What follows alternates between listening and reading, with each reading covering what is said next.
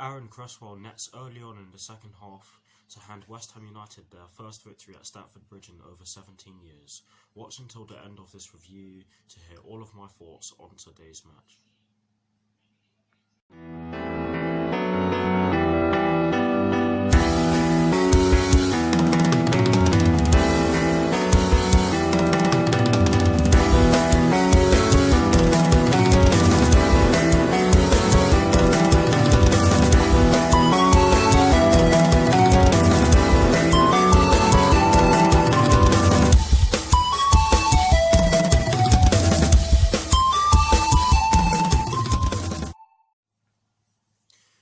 Hello people, welcome to my channel, welcome to another video. This is my review of the game which took place earlier on today at Stamford Bridge in the Premier League between Chelsea and West Ham United, which ended in a 1-0 loss for the Blues. So what I'm going to do for you guys in terms of this review is that firstly I'll be giving you guys the lineup that Frank Lampard fielded at the start of today's match. I'll then be giving you guys my thoughts on the match itself, and as always I'll be including the positives and the negatives in which I took from the match. And lastly I'll be giving you guys my thoughts on Chelsea's upcoming Premier League fixture, which will be taking place on Wednesday at Stamford Bridge against Aston Villa, with kickoff at 7:30 PM UK time. So without further ado, let's get straight into this review.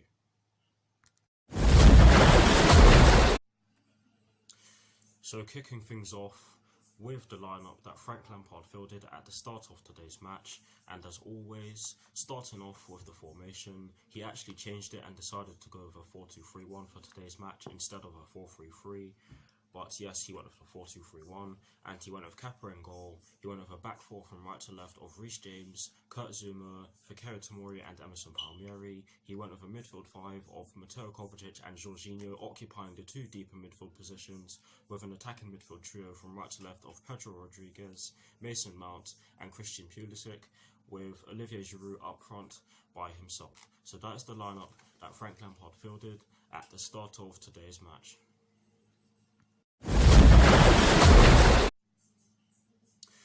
Now for my thoughts on the match itself, and as always, starting off with the first half. I actually thought that we made a decent start to the match. However, I didn't actually see what was going on in the early exchanges of the match because the application I was using to watch the match was pissing about, so I had to delete it and then reinstall it. When I reinstalled it, I was able to watch the match, of course, and even then it was still freezing a little bit, but anyways, that's besides the point. From what I saw from us in the early exchanges, or past that point in which you'd probably call it the early exchanges, we looked good. We actually looked as though we were ready to create chances, and we looked hungry. We put them under a lot of pressure. We created enough chances to put the ball in the back of the net, but of course, knowing us, we just didn't do so, and we allowed West Ham United to get back into the game. Although they did not score in the first half, they actually got their goal in the second half, which I'll talk about later on. Not too many chances or clear-cut chances were created by either side, to be honest, but West Ham United for the last 20 minutes of the first half looked the more threatening of the two sides. They did create chances, some of them were half chances, but they did create some chances, and they did put the ball into the Chelsea box a few times, but luckily for us, nothing really came of them except for that chance where Antonio headed the ball straight at Kepa. Good save from Kepa, to be honest, but overall in the first half, decent, I'd say. Not the best first half to watch by any means. There wasn't too much in the way of chances, like I said in my reaction video and like I said earlier on in this review, but we didn't concede. However, we did not score. But now for my thoughts on the second half. I actually thought we made a decent start to the second half. It's funny how I say that because we actually conceded the winning goal for them in the 48th minute, and like I said at the end of my reaction video, it was reminiscent of us last season, where we conceded a load of goals in the second half or in the early stages of the second half and went on to lose the game. I can pinpoint many games of last season where that happened, but I'm not going to do so because I want to stay to the point. I want to stick to the point of this game, or stick to the subject of today's game, where we of course lost by 1-0. But yes, after their goal, there was pretty much nothing from us. But let me describe the goal for you guys. I believe it was Pablo Fornals who got the ball in midfield. Aaron Cresswell made a brilliant overlapping run, which took Reece James and Kurt Zouma out of the game. He then received the ball, he then cut inside and fired a beautiful shot into the bottom right corner on his side, which Kepa could not have done anything about. I think Fikayo Tomori could have done a lot better to block that shot. However, he didn't block it and it went into the back of the net. When I saw it live, I actually thought Kepa was going to save it because my screen froze, but it was a good goal. And with the way they played, you can argue that it was a smash and grab, but they deserved it because they didn't really have too many clear-cut chances before, but they took the one in which was a clear-cut chance. And after that, like I said already, we did not really have too much in the way of clear-cut chances, and we struggled to get into the West Ham United box, to be honest. We were missing Tammy Abraham, in all honesty. Olivier Giroud did not have a good game. Pedro Rodriguez did not have a good game, in my opinion. But I really do not know what to say, to be honest, because this is a hard one for me to take, because this is the first time I've seen West Ham United beat Chelsea at Stamford Bridge. I mean, in September 2002, I was not watching football. I was only 2 years old when that happened, so I probably wouldn't have known too much about the sport overall. But West Ham United could have scored more. They actually had a goal disallowed for handball, and I think it was correctly disallowed for handball.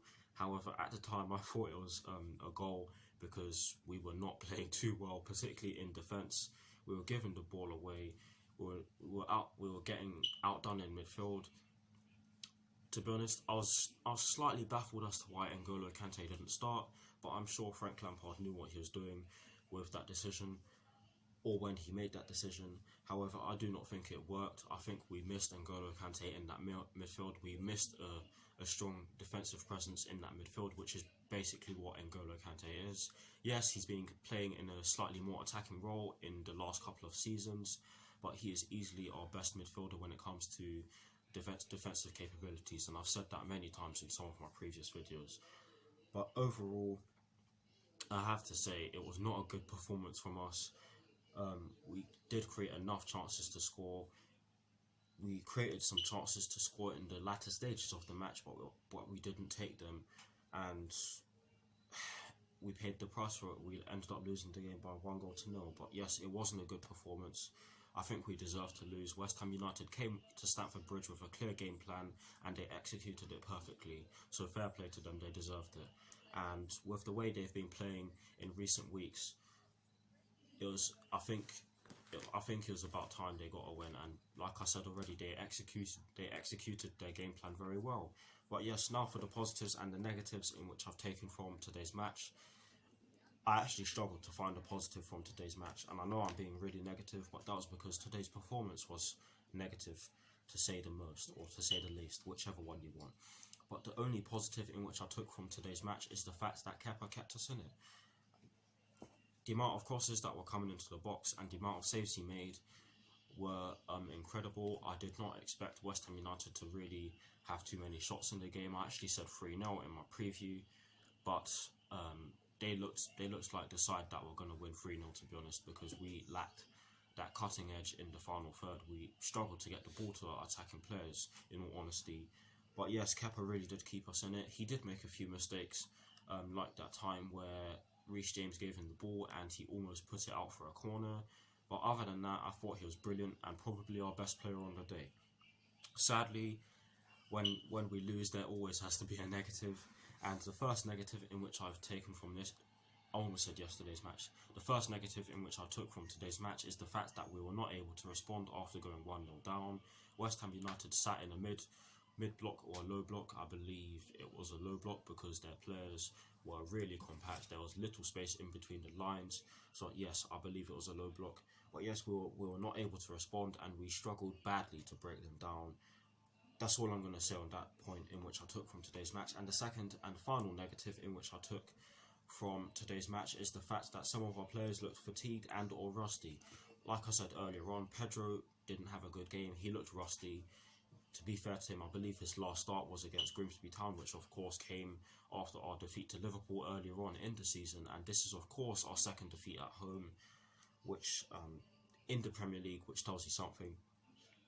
But yes, some of our players really did look rusty. Pedro looked rusty. He looked off the pace today. Olivier Giroud also looked off the pace. I can't even remember the last time Olivier Giroud started a game for us. But yes, several players for us today weren't at it today, and that came at the price of a defeat. But yes, that is it for my thoughts on today's match. Let me know what your thoughts on today's match are in the comment section below, and as always, I will do my best to respond.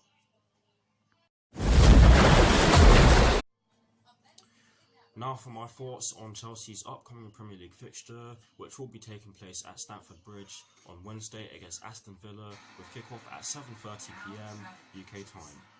We will certainly have to do a lot better than we did today if we are to get anything against Aston Villa.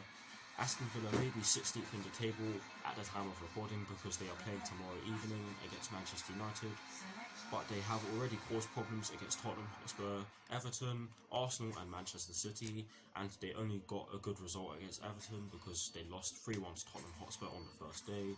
They lost to Arsenal 3-2 back in September, and they lost 3-0 to Manchester City earlier on in the season. I can't even remember when that match took place, but yes, they lost 3-0 to Manchester City, but they got a 2-0 win. They got a 2-0 win at home to at Everton, so they can cause us problems, especially if we make mistakes, similar to the ones in which we made today, and in some of our recent games, or some of our recent previous games, shall I say, because we have been making mistakes, particularly in defence. But we do have time to fix those mistakes, and luckily for us, we do not have to travel. And I know this is besides the point, or besides the context of the game, or maybe besides the context of the game, but it will be very nice to see John Terry come back to Stamford Bridge. He is our legend. It's a shame he's not in our dugout, but we will most certainly have to do a lot better than we did today. It is going to take me a bit of time to recover from today's loss, because losing to West Ham United is not something in which us Chelsea fans are used to. I mean, it's not something in which we can take. It's not something. Listen, losing to West Ham United is not a good thing for us, because they are one of our rivals. It was, of course, a London derby. They are, of course, our London rivals.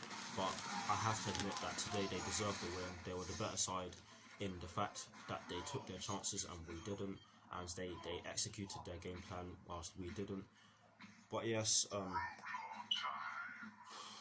we do have time to rectify today's loss, and we do have time to collect some more points, because of course there are still 24 games left to play, but we really do have to tighten up at the back, and we really do have to move the ball quicker in attack. But that is it for my thoughts on our game against Aston Villa, and that is it for this review. I hope you enjoyed it. Like, comment and subscribe to my channel if you're new, and I'll see you very soon for some more videos. Come on Blues, come on Frank Lampard, and peace.